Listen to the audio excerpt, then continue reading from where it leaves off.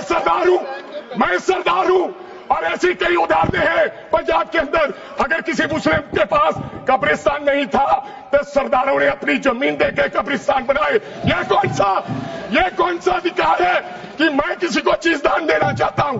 और इसको कौन बताएगा? रिजू साहब ये बताएंगे कि ये प्रैक्टिसिंग मुस्लिम है या नहीं है?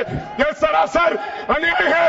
कल को श्रोमणी गुरुद्वारा प्रबंधक कमेटी 1925 का सिखों का जो एक्ट है आप उसमें भी संशोधित करेंगे। आप जानबूझकर इनको अपनी लात के नीचे से दबाना चाहते हो, इनकी छाती पर चढ़ना चाहते हो, जानबूझ के मुसलमान को मारना चाहते हो, जानबूझ के इस देश में मिनॉरिटीज को खत्म करना चाहते हो। अगर वक्फ बोर्ड नहीं छीनोगे, अगर जमीनें नहीं छीनोगे, तब तक मुसलमान आपके सामने झुकने वाला नहीं है। और फिर क्या कहा गृह मंत्री साहब ने? आज गृह मंत्री साहब ने कहा, मैं ज्यादा रेपिटेशन ना करते हुए सीधा बिल का विरोध करने के लिए खड़ा हुआ हूं।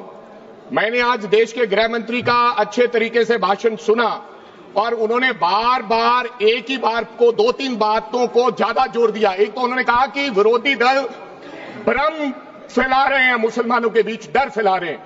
ये हमने फैलाया हुआ डर नहीं है।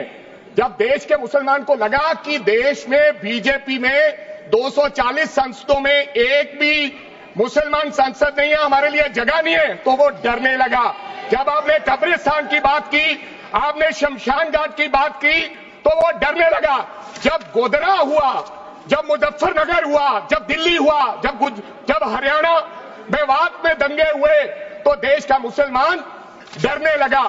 और फिर क्या कहा गृह मंत्री साहब ने? आज गृह मंत्री साहब ने कहा कि 2013 का बिल अगर नहीं आता, यूपीए नहीं लेकर आती, तो आज इस बिल की जरूरत नहीं थी। क्यों बिल लाए? क्योंकि आपको पता चल गया कि देश का मुसलमान हमारा साथ नहीं दे रहा। हमने हथकंडे अपना लिए, हमने आरएसएस की नीति अपना ली, हमने डंडा अपना लिया, दंगे हो गए, लेकिन मुसलमान हमारे साथ आने के लिए तैयार नहीं है। फिर आपको पता चला, आपने एक और आंकड़ा दिया, आपने कहा 1913 से 2013 तक केवल 18 लाख मुसलमानों का जमीन था और 2013 से अब तक 21 लाख और हो गया, यानी कि 39 लाख टोटल जमीन हो गया।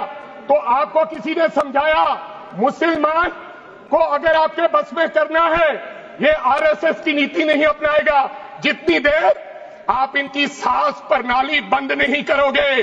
अगर वक्फ बोर्ड